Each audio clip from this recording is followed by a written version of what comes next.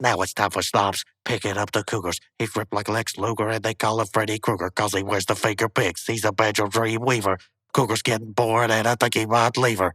Just kidding, cause he still plays Atari. And if that was your mom, well, tell her he's sorry. Time for Benny D. He's banging on the toms. Bum-a-dum-dum, and he's banging on your drum set. I'm still working on that line. What do you guys think? That's okay. That was tight, boy. Oh, thanks. But, thanks. Stratman come by the studio the other day. And, What now? Yeah, Stratman. He stopped by. He stopped by to record. He sounded good. No, he couldn't have stopped by. Yeah, he did. I called him. Well, that wasn't him then. I believe I know my friend, Simon.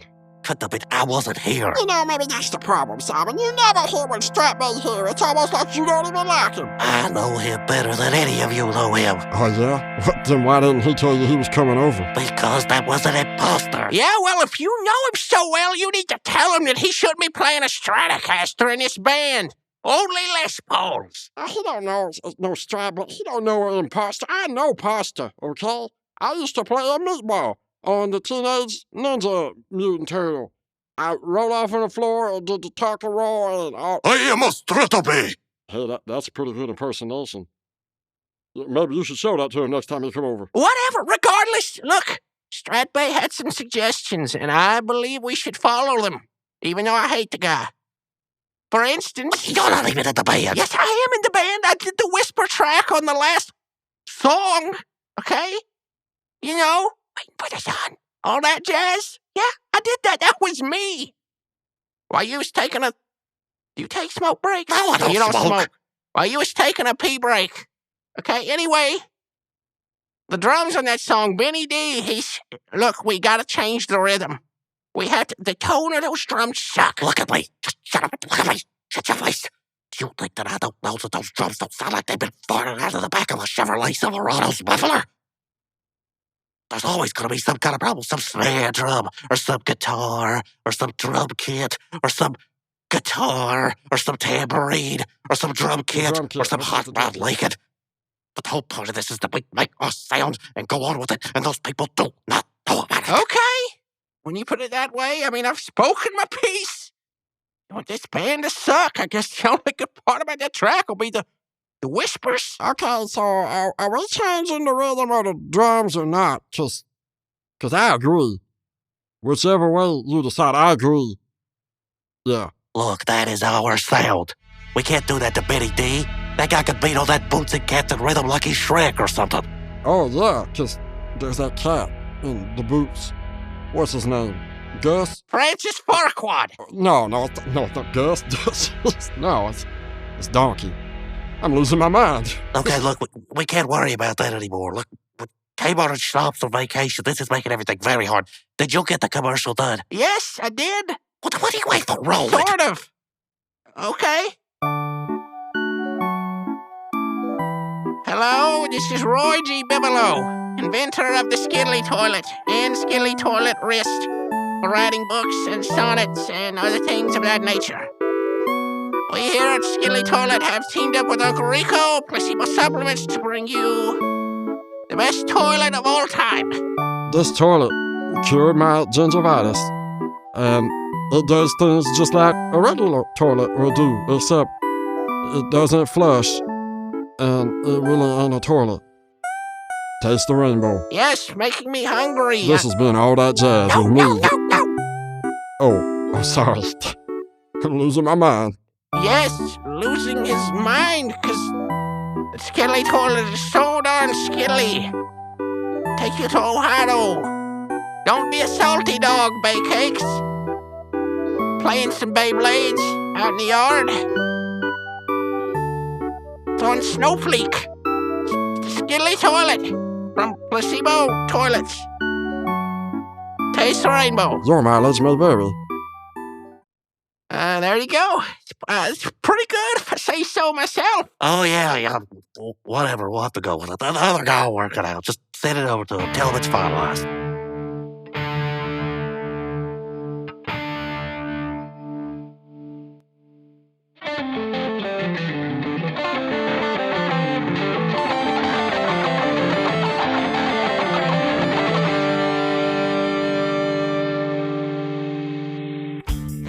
are live. Welcome to that show that keeps giving you the things that you don't want at the time you don't need them. Every 2 weeks. This is just a regular show about the regular show. I'm your host, that one guy, a weird name. Let's get started. So during this regular time that we're about to have, I'm going to be sharing with you some new discoveries I've made. Some good, some meh. So for example, the first one, I just saw the new Beetlejuice movie. I think it's Beetlejuice. I'm not sure. Meh. You know, it was alright. I really don't think I laughed one time during the whole thing. Maybe once. I don't know. It was okay. It wasn't bad. It just, I don't know. It didn't really feel like a Beetlejuice movie. Didn't feel too bad either. It just kind of, meh. Of course, it's kind of hard to live up to. I don't know. I would have hated to have been the dude that had to take on that assignment. We need you to make this movie just as good as the last Beetlejuice, except that's probably not what they said. They probably said, we need you to make a cash grab that'll get us the money that Beetlejuice made us. I don't know. I'd hate to be the dude that had to, follow up the first Beetlejuice. Not that it was a fantastic movie, but man, it's just such an iconic movie for, I about said 20 years, but golly, 40 years nearly? My gosh. Just an iconic character. Not much was known about him. I mean, they made an animated series. Apparently it wasn't canon. I don't know. I don't know how that crap works. But man, maybe you don't know. I don't know. Who knows?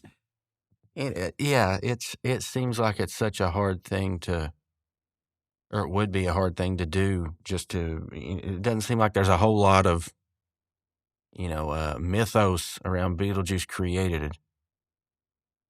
I think I phrased that incorrectly. Around Beetlejuice that has been created. I don't know. I haven't looked all that deeply into it, but it just doesn't seem, like Star Wars, they've got, all sorts of side media that you can look into. But then again, I don't know. Do they even really include that? I don't know. You see all these theory videos and,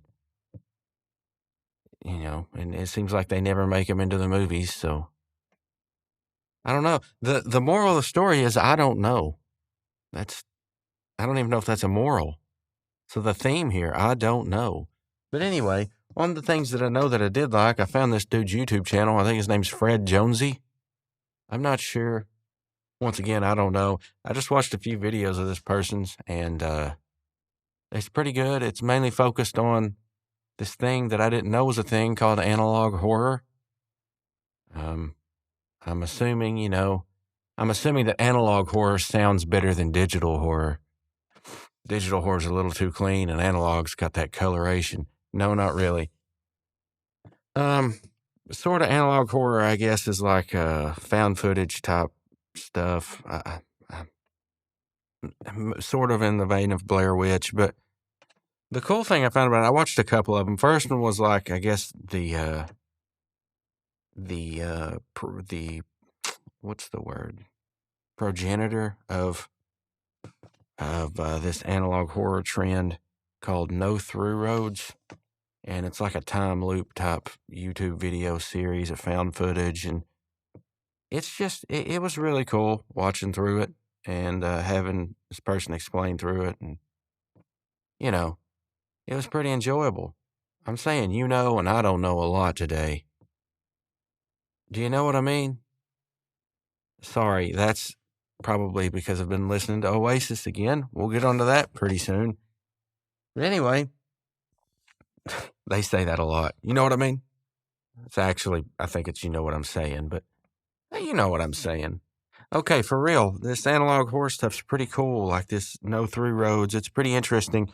Then I watched another one, I think it's called like Hits Metal 17 Times Every Day, or Man Hits Metal 17 Times Every Day, something like that. And it's really cool because it's taken this comedic bit that was done on this game, like a show. It was this German show, and it was taken like a stab at communism, I guess. It was, kind of making fun of it, but this guy's on a game show and he hits a piece of metal 17 times and he gets a photograph of a car, and the guy says, fair enough. And he says, but now we know that property is theft, so you must go to prison or something, got to go to jail. And the guy says, fair enough, and they haul him off. And basically it started off as this guy uploading on, I don't know if it's Reddit, probably Reddit, I don't know, but people upload pictures or something of their favorite thing every day, and it's the exact same thing every day, and they just keep uploading it, which I think is hilarious.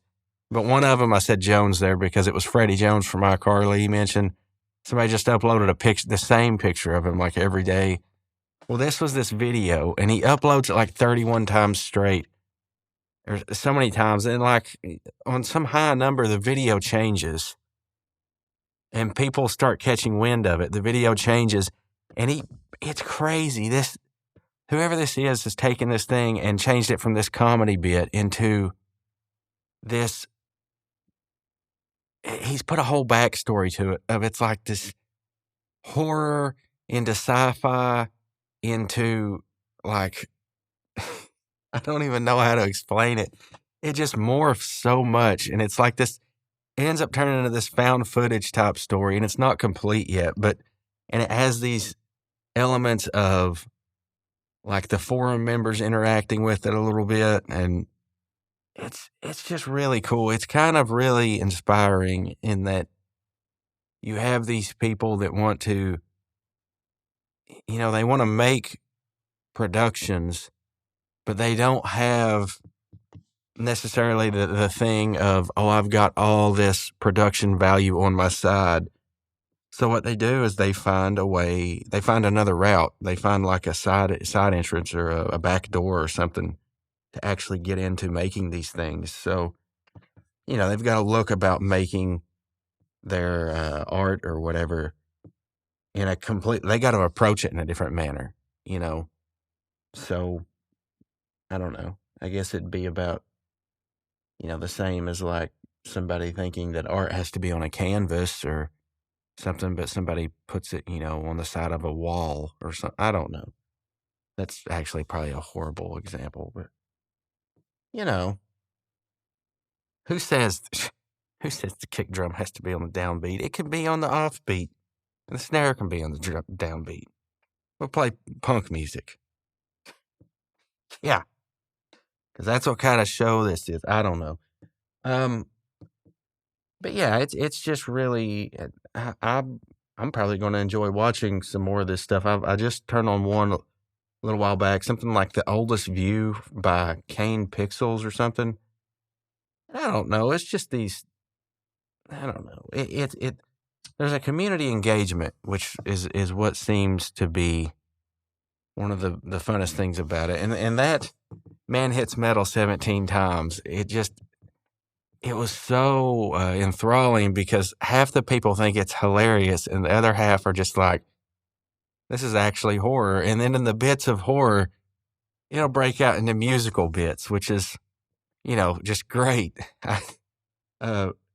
Which actually kind of reminds me of Beetlejuice, the one I just saw. So I don't know. But yeah, there's that. And like I said, I mentioned Oasis. Yep, everybody's probably heard by now. Actually, you probably haven't heard based on the conversations I've had after they announced that they're going to be reuniting. Because I went to school and everybody, just as a social experiment, I told everybody, hey, your Oasis is getting back together. And most of the responses I got were, who? Who is that? I was like, come on. Wonderwall? Come on. Surely you've been to an open mic night. But no, most of the people didn't even know who they were. So definitely none of the kids knew who they were. But they were big in England, I suppose. I reckon. Which I've generally like British rock better for the most part. I mean, I love Elvis and everything, but I think there's just something about British rock that has a more creative. I don't know, maybe not, but yeah, like I really I started listening to some of their music again, and they could write really well, but part of that writing is I don't know if it would be considered what you call interpolation nowadays or not, but they take they took a lot of stuff from the Beatles. I mean, a lot of melodies and stuff, and then they would like reharmonize them or recontextualize them, which honestly, that's what a lot of writing is anyways. It's starting with that and then morphing it into something new, and yeah. So by the time you hear this, we'll have known whether or not they actually made it through the whole tour, or if they went the way of Jane's Addiction and, first week into the show or whatever. I don't know how Jane's Addiction did or whatever, but, there's bets apparently being placed in England right now as to whether or not they'll make it through the first week of their shows or whatever. But, it's crazy to think about, like, back in the days before internet, they sold out, these 250,000 seat venues for days straight. I don't know. Once again, I don't know. I'll tell you what I do know is I do know that it's several minutes into this podcast, and I haven't told you the episode of regular show we're doing today. It is Skip Strikes, season 3, episode 3, and it's a pretty good one. So, in fact, I think I'm going to get on with it right now. So, Skip Strikes, season 3, episode 3, aired alongside the episode, I think it's called Apple Thief of Adventure Time that night. Apple Thief aired right before. It was a new episode as well. I do remember some about Apple Thief. They're looking for an apple thief, literally. It's kind of one of those detective type episodes. Not nearly as good as that noir type episode that BMO's in, but they find like, there's like this gang of like, I think there's a gingerbread man involved or something. They're smuggling apples, and it's a tree trunks episode because there's apples, but not a. I mean, I can kind of remember some things about this episode, but it's not super memorable. What I remember though, it's definitely not a bad one. Anytime tree trunks is in an episode, there's going to be undertones of, not even really sure, promiscuity. I'm not sure. The way it's going to be a little suggestive, but probably I would say that this episode of regular show would be better.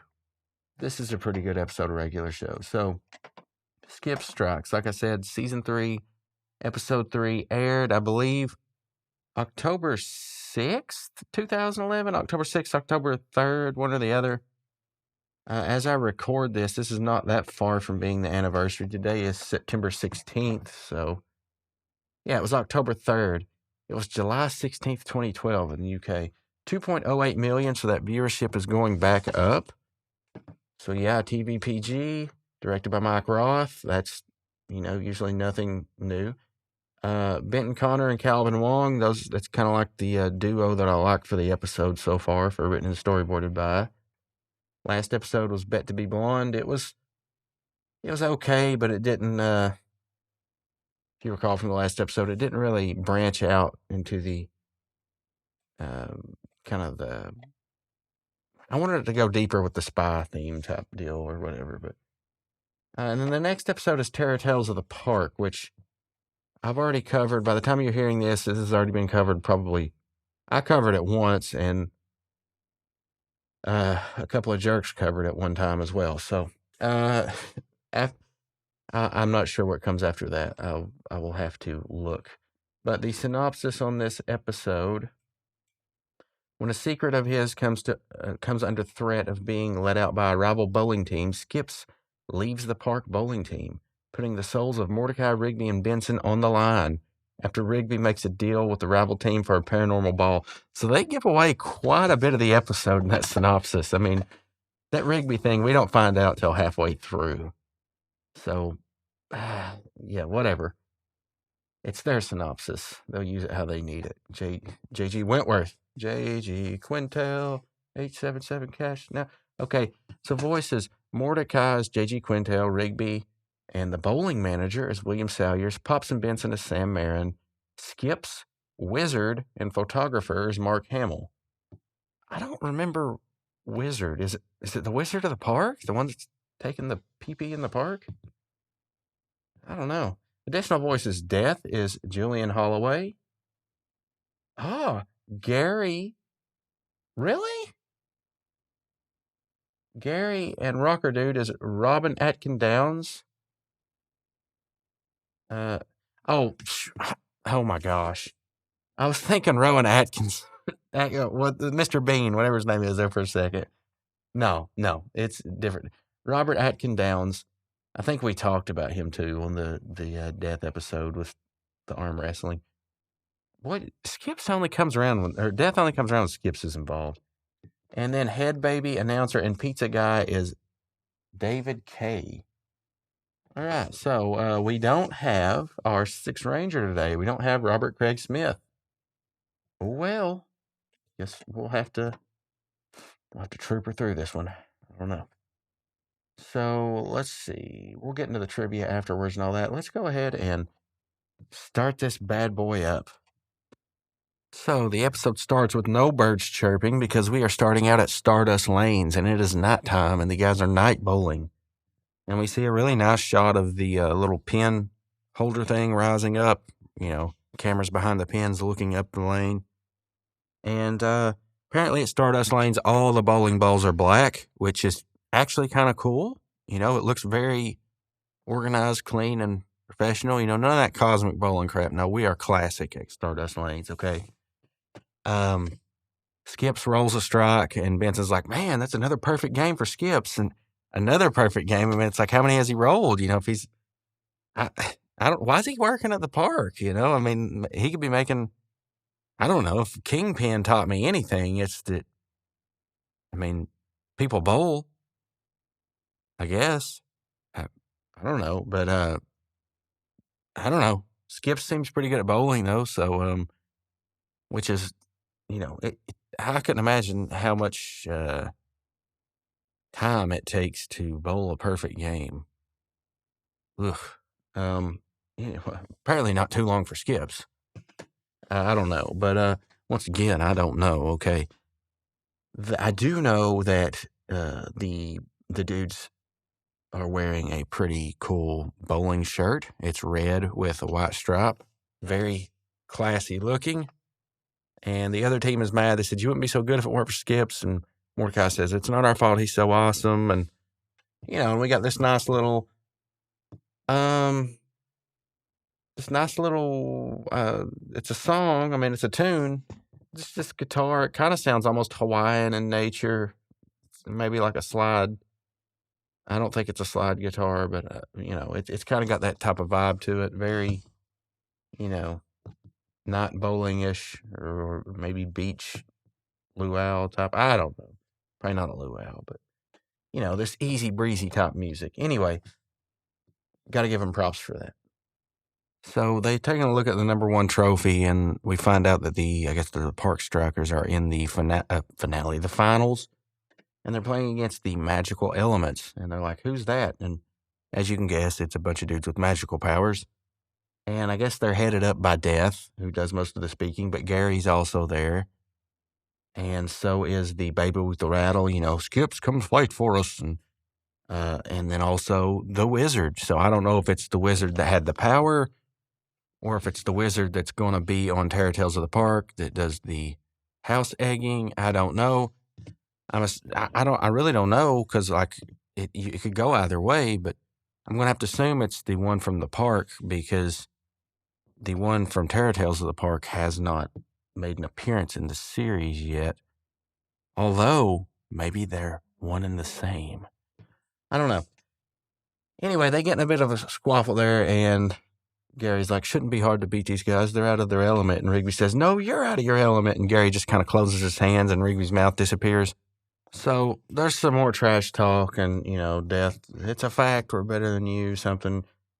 we're going to beat you, blah, blah, blah. And Ruby says, well, get used to this. We're going to rubbing those trophies in your face right before we get done rubbing these bowling bags in your face. Whoa, they all do that thing. And that one kind of went over my head, I think. It does upset Death, though, for whatever reason.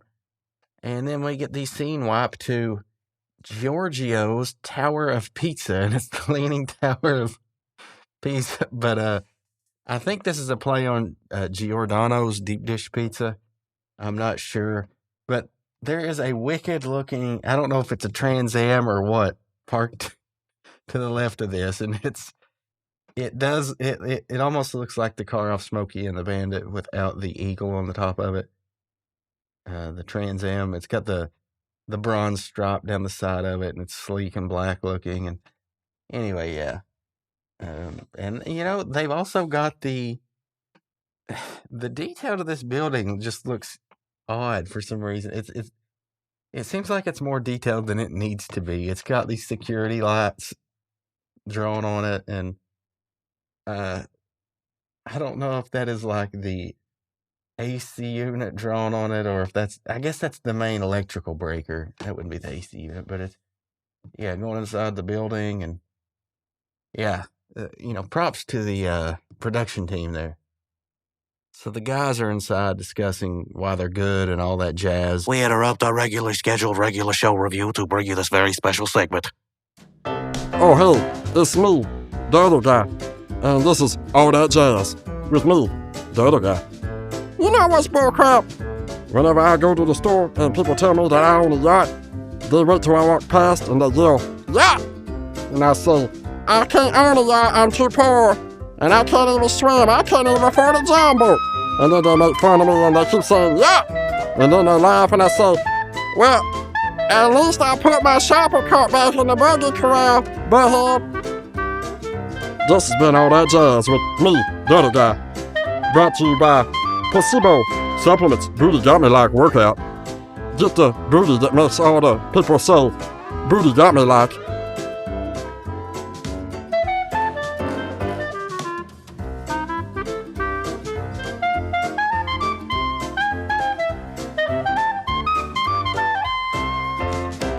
We now return to our regularly scheduled regular show review. Mordecai says, yeah, all because of my power hook. And Ruby says, no way, because of my atomic fireball. And Mincy says, no, it's all because of my backup ball. I don't understand what any of that means. I know that in the dodgeball episode, Mordecai had like the tornado throw or whatever. I don't know. And then Vincent comes to us and he's like, who are we kidding? We'd suck without this guy. So, it's just one of those, look at all our powers and all that jazz.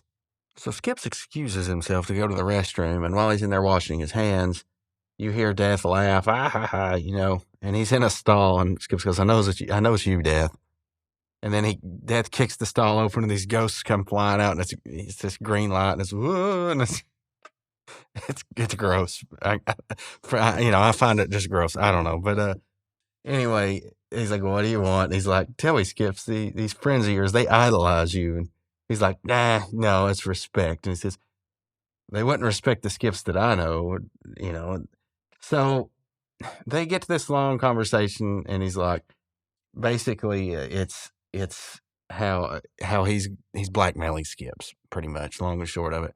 I'm going to tell him this secret that you have unless you sit the game out. And they just basically leave it at that. He says, don't play in the game, and I won't tell him. And then the scene wipes, and we are in this room, and Benson has this projector going, and there's a schedule underneath it, but it's covered up, and it says, first order of business, the trophy, and who's going to get it on what days. And this is so Simpsons, where Bart and Milhouse and, oh gosh, Martin, where they buy the Radioactive Man issue number 1. I'm going to discuss who gets it on which day. And they're like, well, what about Saturday? Yeah, what about Saturday? And Saturday will be decided by a randomized number generator. Bart will get 1 through 3. Milhouse will get, whatever, such and such number. And the Milhouse will, well, what about 0? And, yeah, what about 0?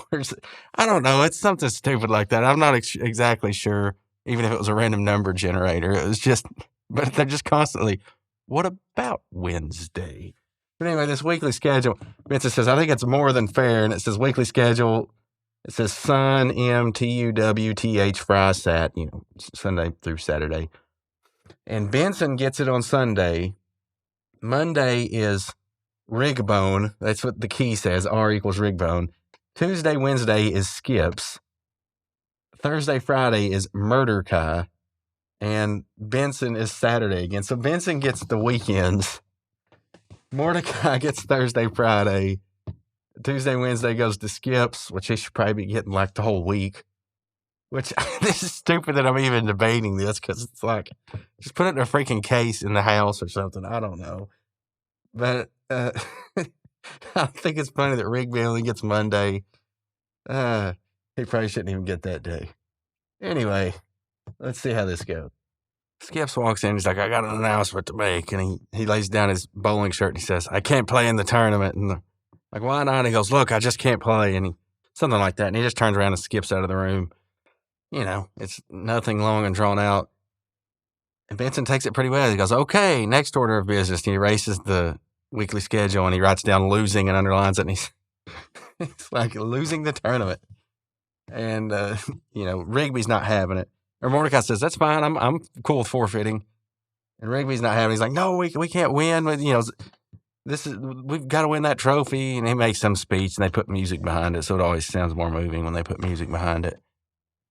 So he's like, the past was Skip's time. And this is our time.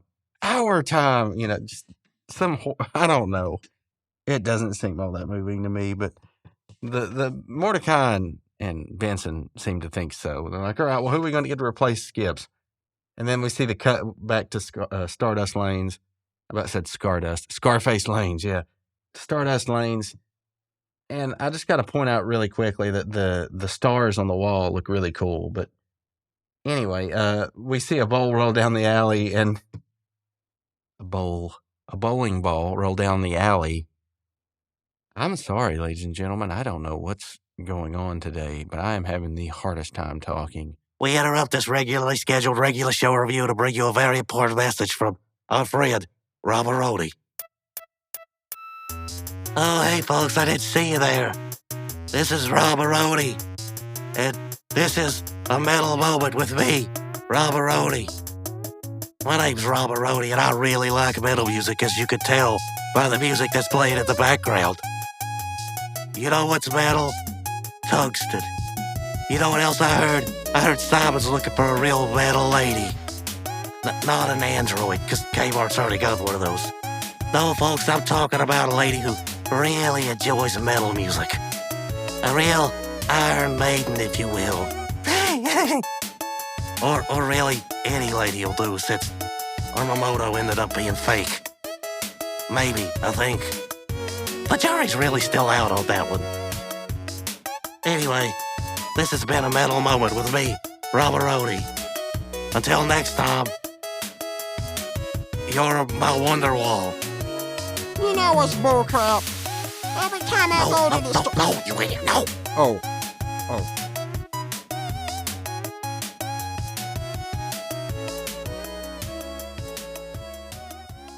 This bowling ball, it rolls down to the alley and barely grazes the rightmost pin. And it knocks it down, and it hits one pin, and we see Pops laying across the line. He's fouled at this point, I believe. I think that's what it would be, but he's laying across the line. His head is like, the weight of his head has pulled him over. He's laying across the line at the foul line of the lane. He's, yay! It's like, yeah, you got one pin, okay.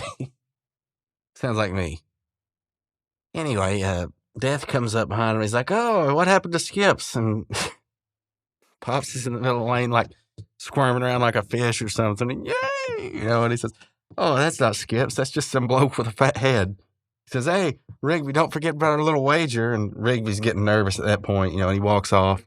Death does. And Mordecai says, Rigby, what's he talking about? So Rigby goes back and he recollects the previous night's events. Where when they're leaving, he says, hey, I forgot my bowling towel. And he runs back in and he gets the bowling towel that says Rigbone.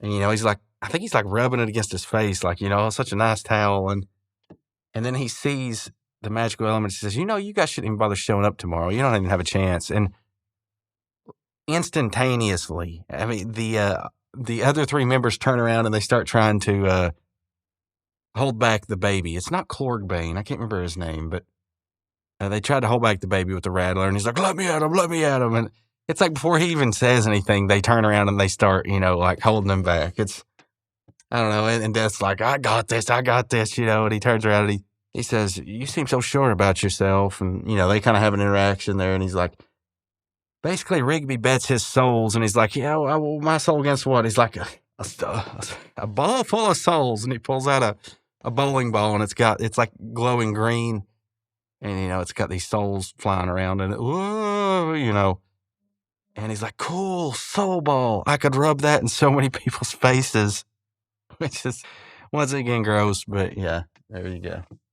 I gotta mention, I've always thought this, I could be completely wrong, but this just reminds me so much of that highly underrated Ben Stiller movie, Mystery Men. Although I couldn't really say Ben Stiller movie. Oh, I guess it's a Ben Stiller movie. We got William Macy in it and Hank Azaria, so there's another Simpsons tie-in. And I about said Kel Kimball. Is it Kel Kimball? Is that his actual name? Dude off Kenan and Kel? Might be his actual name. I think it is his actual name. Anyway, that's a great movie, Mystery Men. I would say go watch that. It's got Jeffrey Rush as Casanova Frankenstein. But anyway, one of the superheroes, she has a ball with her father's skull in it. Yeah. And when she'll take the ball out of the bag, she'll talk to it and they'll throw it. She'll throw it and it'll fly around and hit stuff, So this kind of reminds me of that. So Mordecai ends up socking Rigby in the arm 2 or 3 times, and they drive out to Skip's house, and Benson's knocking on the door, Skips, trying to get him to come out, and there's a note on the doormat, and Pops, he does this line that he does so much in this show. After this walkthrough, this watch through, I've noticed that Pops is several episodes he's went, look, and he's pointed either at the sky or at the ground or something. He says look a lot, but yeah, they pick up the note and they're reading it, and first it's in Benson's voice. He's like, Dear Park Strikers, I've got to go away for a while. Something from my past has come up to haunt me. And then it changes over to Skip's voice, and it transitions to him, and he's riding in that Volkswagen van, and he's out, and he's looking out over a hill like he's made a stop, and it says, you may not see me for a while. Sorry for letting you down, Skips. So now they're like, what do we do now? And Benson says, we kiss our souls goodbye. And they start driving to the bowling match, and Benson's like, so we're feeling down. Maybe some tunes will help us feel, perk us back up, whatever. And turns on the radio, and it's just, it's another one of those, original songs, no words or anything. I don't know. It almost kind of sounds like Rocket Man, but I don't know, once again. But what I will say is that it takes a turn later on, but it kicks off a montage, and you don't even really realize they're doing it. I mean, you kind of do, but I didn't realize it'd be like this type of montage, the whole memories thing. But initially, this is the predictable part. They're driving down, and they're reading all the signs, and I don't remember which movie this would have been. But like they're seeing all the signs. Pops is seeing some for life insurance. You're not here forever. Get life insurance, and something about La Petite, our ice cream is to die for, or something. I don't know. And then Rigby sees something about soul food, and all this stuff. And then it actually cuts over to Skip's, and he's like camping out for the night, and he takes this bag out of the back of his van, and it's all of his bowling trophies and crap. And I'm thinking, why would he bother he burns them? I'm thinking, why would he bother burning all this stuff? Why would he not just like leave it and just go?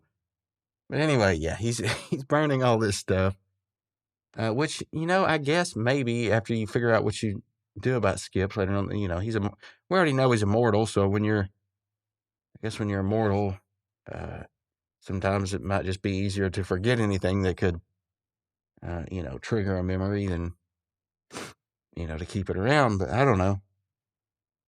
But, so it cuts back over to the Park Strikers at Stardust Lane. It was a really cool little shooting star thing that segues into the star in Stardust lanes. I don't know how to explain that, but it's a cool visual cue. You should go watch it. But the magical elements are up on top of a bus, and everybody's like, oh, they're so cool. And we see Muscle Man and Five standing on the wall at Stardust Lanes outside eating like Cheetos or something. I don't know. I don't know what all the kids eat nowadays. But they're eating something, and they're like trying to wave at the Park Strikers. They don't wave back, and they're like, whatever. And that's pretty much all we see of them this episode. But then it cuts back to Skips, and he's got like this picture book. And it's got some pretty funny pictures. It says our first bowling match, whatever, and then it says Mordecai concentrates, and he's got that that blank stare on his face, and it says then the next picture is the first strike for the Park Strikers.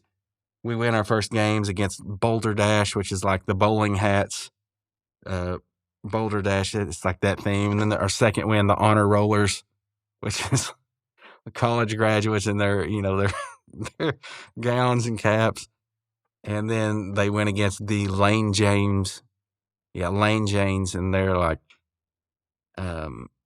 the girls just want to have fun, 80s vibe type, chicks, I guess. And then Benson hits on the Lane James, and then Benson meets their boyfriend, and it's this guy who's like huge, picking Benson up by the head. You don't even see you don't even see his face. He just picks Benson up and carries him off, and Skips is laughing at this point, and he turns the page, and there's like an envelope with a bowling pin on it. He opens it up. It says, "To Skips, thanks for never letting us down. Your friends Mordecai, Rigby, and Benson."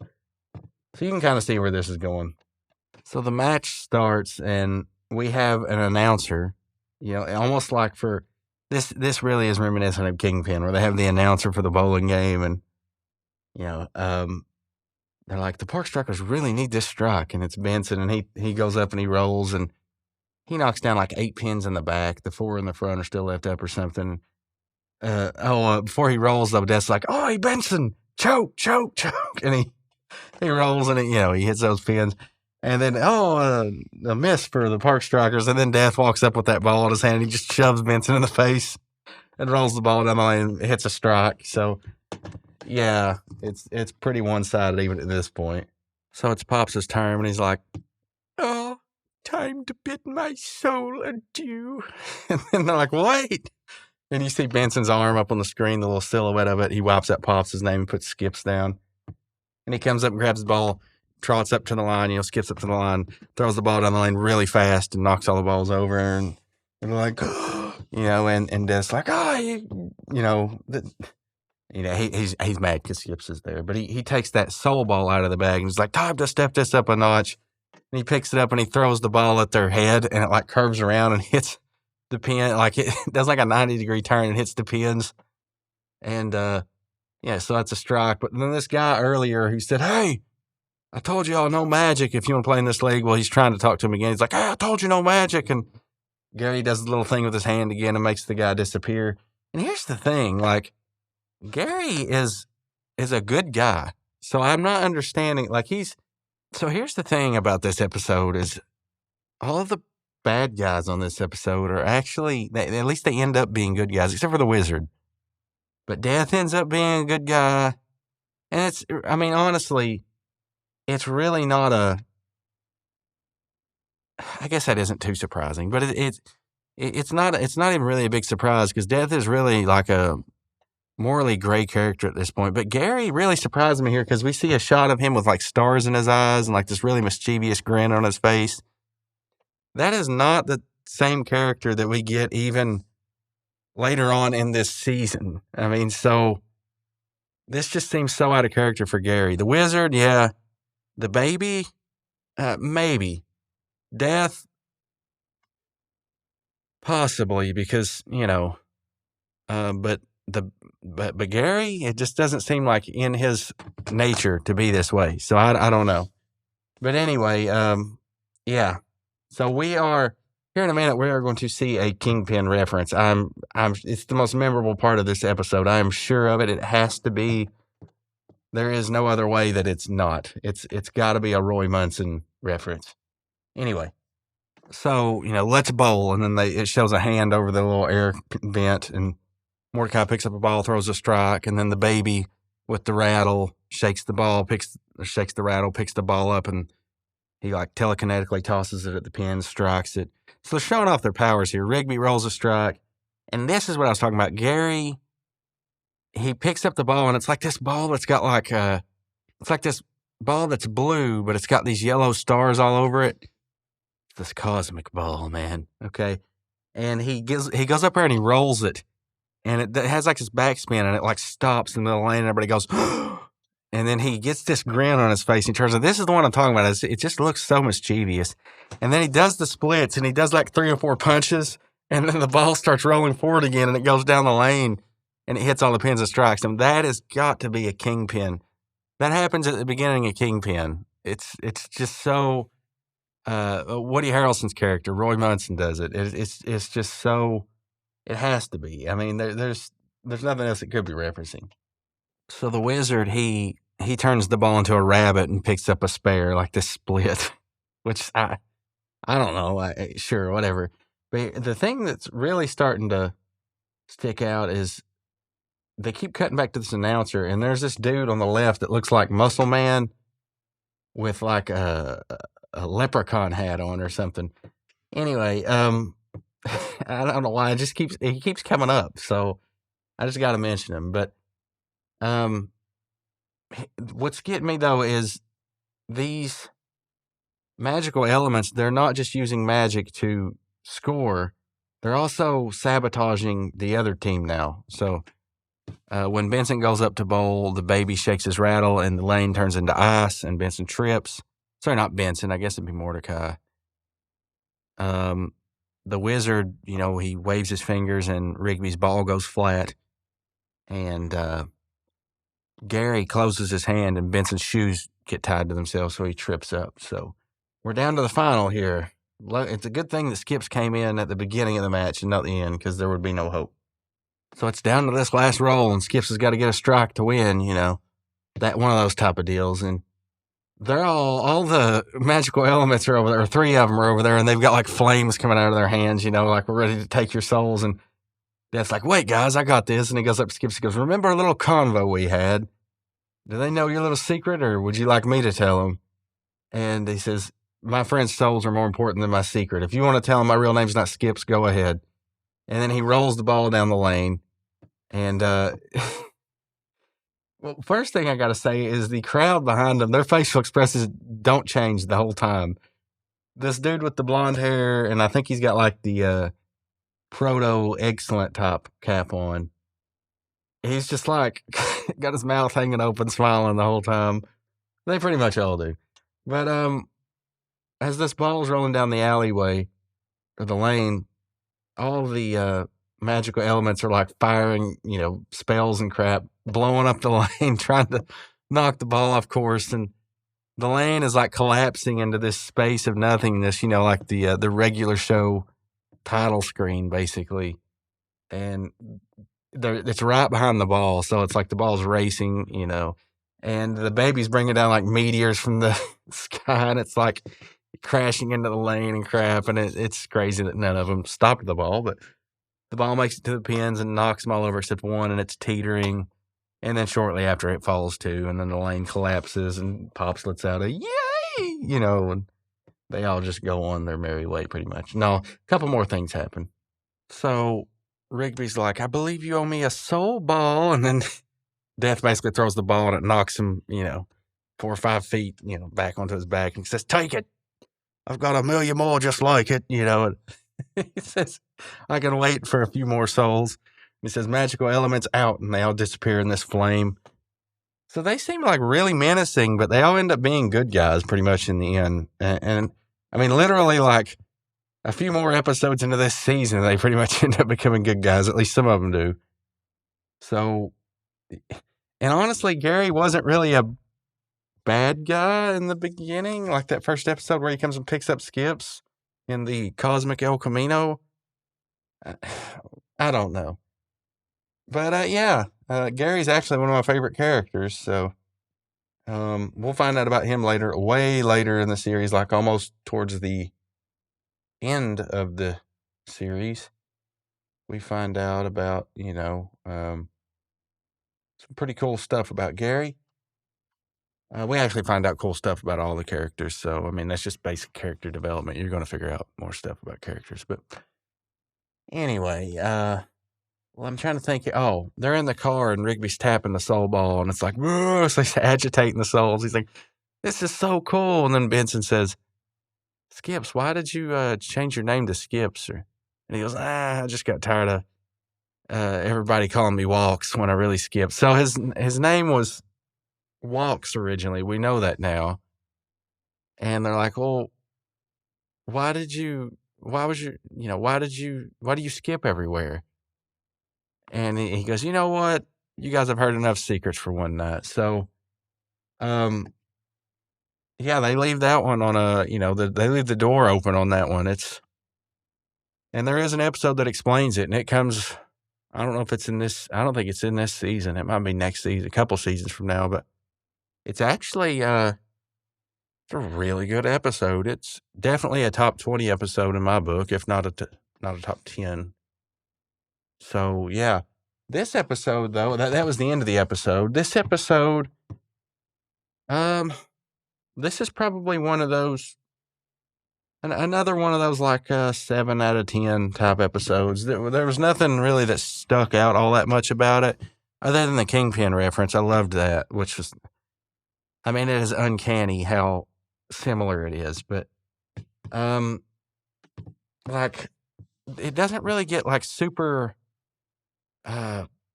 surreal, towards the 7 or 8 minute mark. It's just like they're bowling against a team that's magical. And I mean, I don't know. We had a montage, but nothing was like super over the top, normally like regular show is, which in some ways I can appreciate. In other ways, it's like, they're not swinging for the fences. So I don't know. I really enjoyed watching it. I don't think I could put it in my top 10.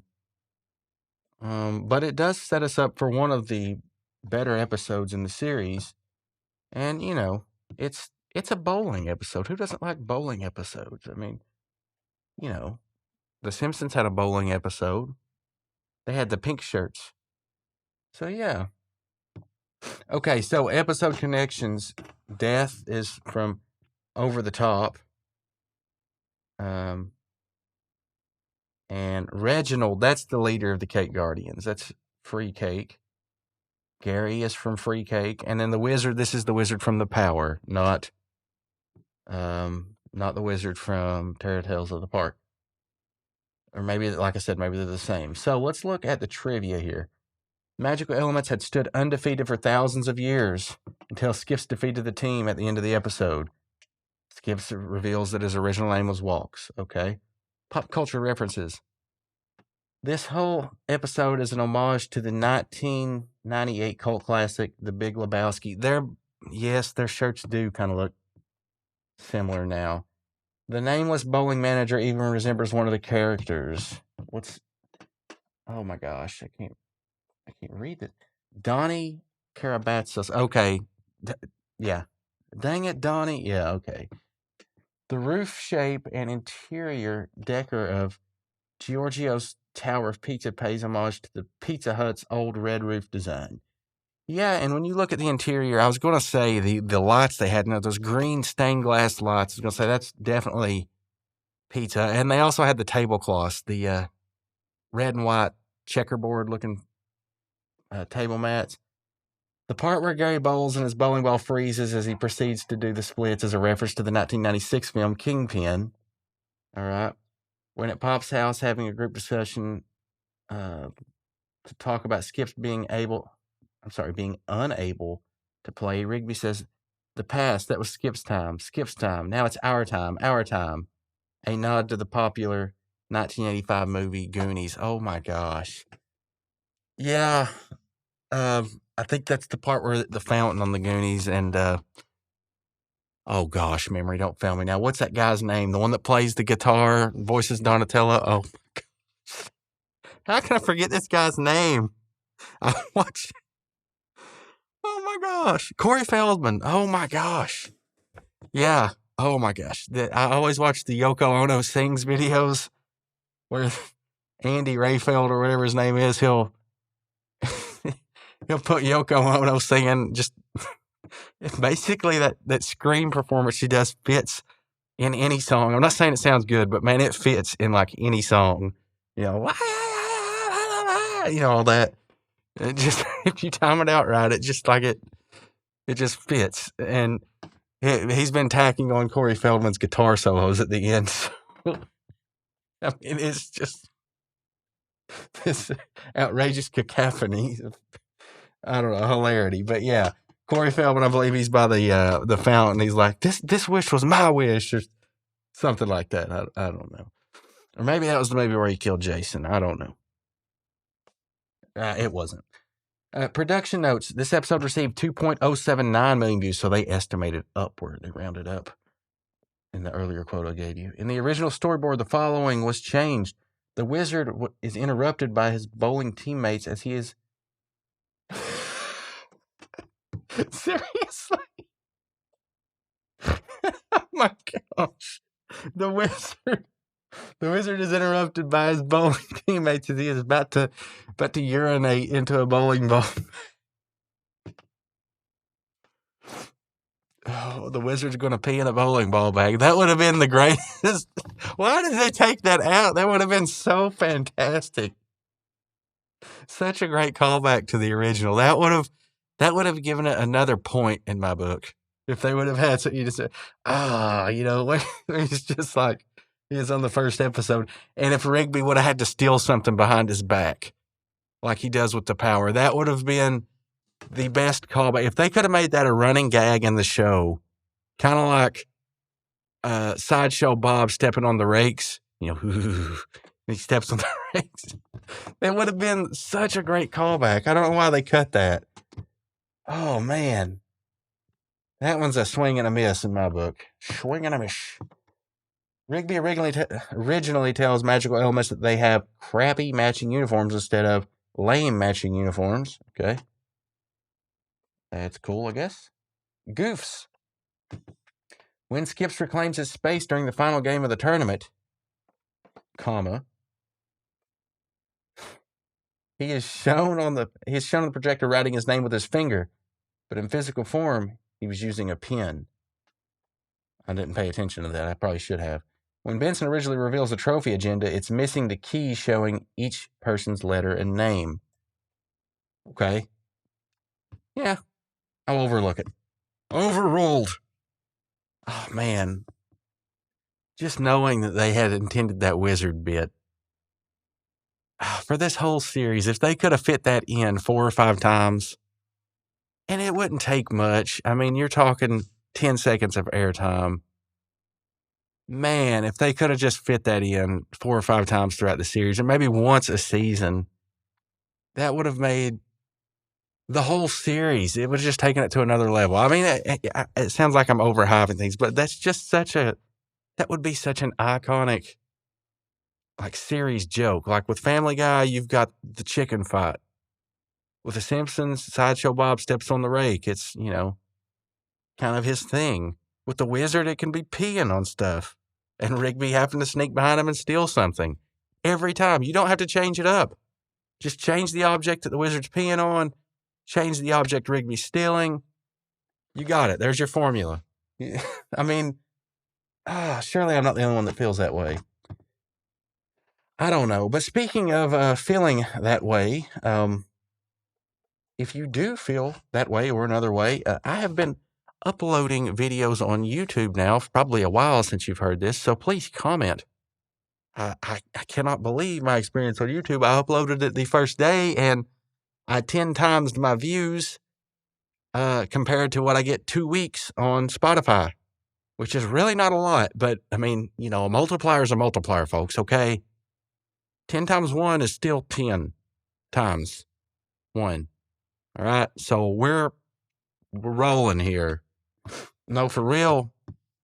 If you would leave a comment on Spotify, a review, or subscribe, follow, share, leave a comment on the YouTube, or like, or any of that stuff. I mean, there's more ways to support the cast now, folks. Yeah. So I don't know how much of season 1 I will be able to upload onto YouTube, which, if you've made it this point in the series, you're probably like, you're probably one of them people that are going to like hold on regardless, because most of the people are like, well, I ain't listening to this crap anyway. This is garbage. I just went there for this picture. But yeah, anything you can do to help the show spread would be appreciated. I mean, that's, it's pretty cool. You know, I like doing it. I don't get money or anything. I actually spend a lot of time and money making this stuff. So, yeah, I would like to get more community engagement as far as getting people's thoughts on the regular show or creative ideas or anything like that, collaborative ideas, all that good stuff. So, thank you for listening. That's about all I have. I mean, I told you I would look up the next episode we'll be covering. It'll be Camping Can Be Fun. That's the one with the deer guy. Sorry, Camping Can Be Cool. I'm sorry. That's the one with the deer guy. It's all right. It's got Margaret in it. It'll be cool. It'll be cool. Camping can be cool, and so can that episode, okay? So, yeah. We're going to have a good time in season 3. I'm not going to keep you here with 15 more minutes of me rambling on about season 3 and 4 and stuff. We'll talk about it when we get there. Appreciate you listening, and as always, insert catchphrase here.